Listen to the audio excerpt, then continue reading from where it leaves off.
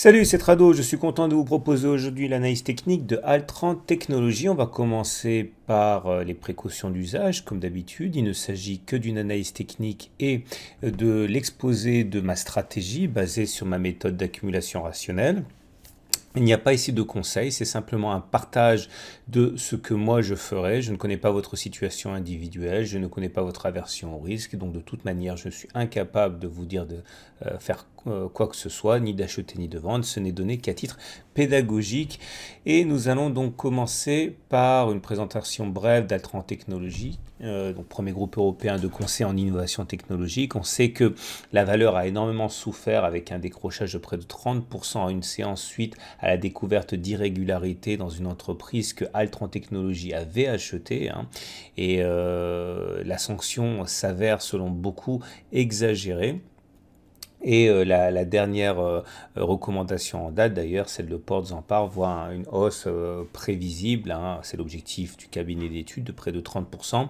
Et c'est globalement ce que le consensus des clients, le consensus des cabinets interrogés voit sur la valeur. Alors, la tendance pour commencer sur Altran, pas de doute, elle est baissière. Alors, si vous découvrez l'analyse technique, chacun des bâtons que vous voyez, ça s'appelle un chandelier japonais.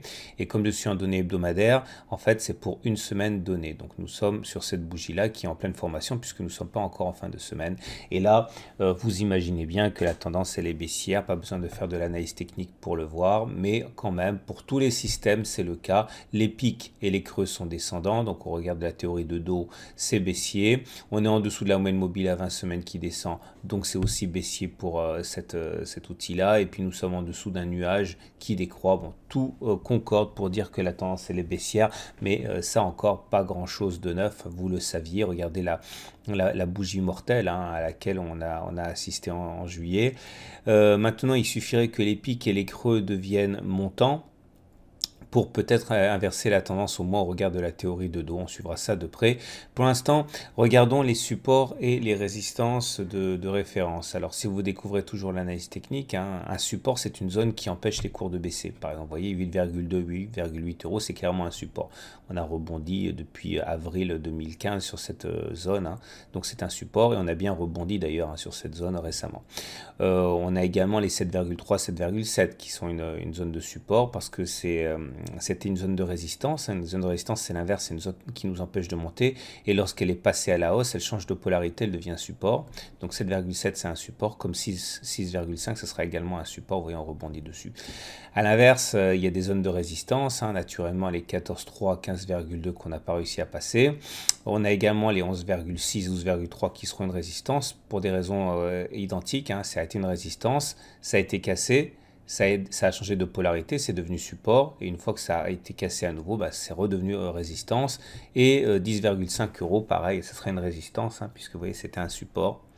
Et une fois que c'est cassé, ça a changé de polarité, ça devient résistant. Voilà vos supports et vos résistances. C'est là qu'on risque d'avoir des mouvements qui vont inverser ou au moins ralentir la tendance précédente quand on s'approchera de ces niveaux-là. Alors, comment moi je m'y prendrais pour investir sur Altran dans cette tendance qui est clairement baissière? Il y a plusieurs façons de faire. Bon, là j'ai représenté à 11,6 l'objectif de Portes en Par.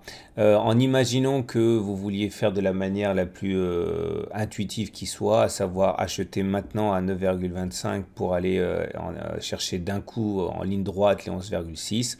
Bon, alors effectivement, si vous êtes très heureux et que ça se passe comme ça, vous pouvez espérer faire une plus-value de 26%. C'est la différence qui est entre 9,25 et 11,6.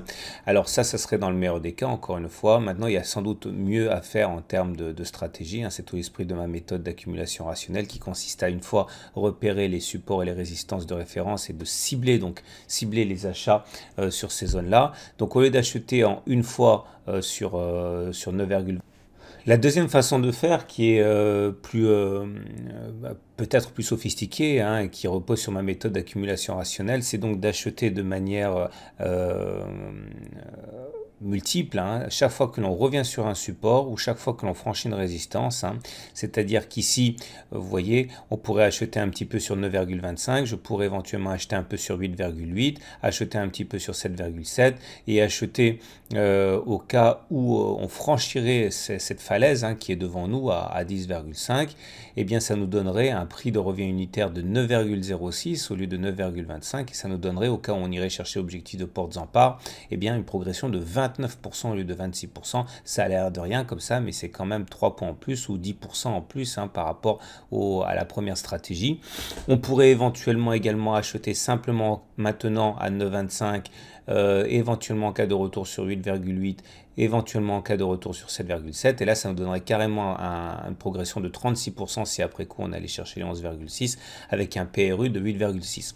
Voilà, vous comprenez bien que l'avantage de cette méthode, c'est que si jamais on va chercher les 8,8 et les 7,7, eh bien vous n'êtes pas soumis à un stress insoutenable, hein, puisque ça fait partie de la stratégie, et si on y va, eh bien, ça fait partie de la stratégie pour augmenter votre plus-value. Voilà, j'espère que cette méthode vous intéressera. Si vous voulez en savoir plus, c'est très facile, hein, vous pouvez en savoir davantage sur mon site, il y a un lien à la fin de la vidéo.